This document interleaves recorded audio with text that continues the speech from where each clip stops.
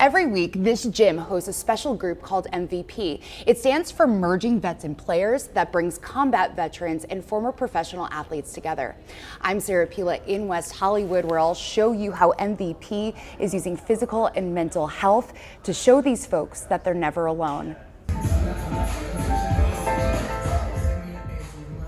Every Wednesday night, a group of combat veterans and former professional athletes join together for a workout.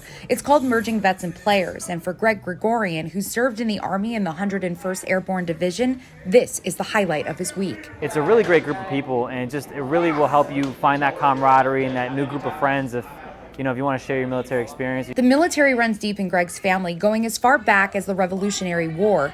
He graduated from West Point and served in Afghanistan, and his deployment was a life-changing experience. He made tight bonds with his peers, but the high-stress environment made him hypervigilant. You have no idea if and when you may be attacked, so just that constant stress level is very difficult to deal with. While the transition home was tough, it was even tougher to transition to civilian life. After only serving 3.5 years, he was medically discharged because of an injury, which left him devastated. Because I didn't want to leave, and so I always kind of feel like, man, I had all this training, I had all this experience, and I felt like my time in the military was cut short. Merging Vets and Players was co-founded by Nate Boyer 5 years ago, who's both an Army veteran and a former NFL player.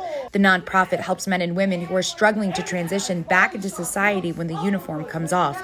Every session starts with a workout and then the huddle for peer-to-peer support. The most important thing is just being willing to talk about it and be open about it and be honest about it.